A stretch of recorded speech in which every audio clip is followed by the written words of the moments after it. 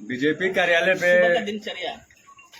सुबह का दिनचर्या ये था कि मैं सुबह 6 बजे घर से निकलता था, पार्टी कार्यालय जाता था, ताला खुलता था, उसके बाद कुर्सी ठीक ठाक करके स्वयं झाड़ू लगाता था। झाड़ू उड़ू लगाने के बाद फिर मैं घर आता था और स्नान ध्यान करके पुनः कार्यालय चला जाता था देर रात्रि तक।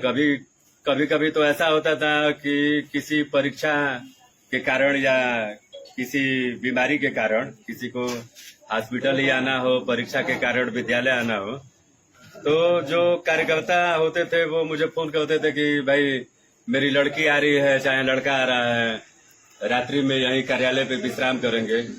तो वो फोन 11 बजे भी रात्रि में आ जाए, चाहे 12 बजे आ जाए, तो मैं बिना आलस्य किए मैं स्वयं जाता था। उस समय भी ताला खोलता था, उनको पूरी व्यवस्था बना के, और फिर मैं घर आता था। यह प्रक्रिया मुझे लगता है कि निरंतर कई वर्षों तक चली। आज चूंकि अपना नया कार्यालय बन गया है। लोग बहुत कुछ बोलते भी थे उस वक्त। जी, बहुत कुछ बोलते थे। बहुत आप लोगों ने बहुत झेला भी है, लोगों की बहुत झेला है, लेकिन एक लोग करते थे, वो याद है उस समय, वो बात। लोग मजाक उड़ाते थे कि ये सब करने में कुछ है वो नहीं, और ये जो आप कर रहे हैं इसका कोई लाभ मिलने वाला नहीं है। तो चूंकि आदमी हर विषय को नजरअंदाज करता था, मन में कार्यकर्ता का भाव था, तो कार्यकर्ता के भाव के नाते, चूंकि संघ का मैं स्वयंसेवक हूँ और संघ में स्वयं की प्रेरणा से काम करने वाला ही स्वयंसेवक होता है, इस भावना के साथ निरंतर चाहे कोई भी काम रहा हो, झाड़ू लगाना हो, कार्यालय बंद करना हो, खोलना हो, मंच का संचालन करना हो, माने किसी भी क्षेत्र में अगर लगाया जाए संगठन के द्वारा तो बखूबी उसका निर्वहन होता था।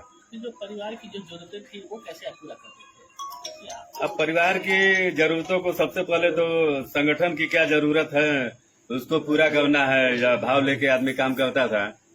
कभी कभी मेरे पिताजी उस समय जिंदा थे, वो काफी नाराज हो जाते थे और अब क्या कहा जाए, वो एक अभिभावक के नाते कभी कभी इस प्रकार की स्थिति का निर्माण होता था कि वो पिटाई भी कर देते थे। बहुत बड़े नेता हुए, दिन भर घर छोड़ के जाना है, तो परिवार की चिंता नहीं है, लेकिन कभी कभी आंखों में आंसू भी आ जाते थे, लेकिन अकेले उस चीज को आदमी सहन करता था और फिर थोड़ी देर बाद वही भाव लिए संगठन के काम के लिए आदमी आगे बढ़ता था।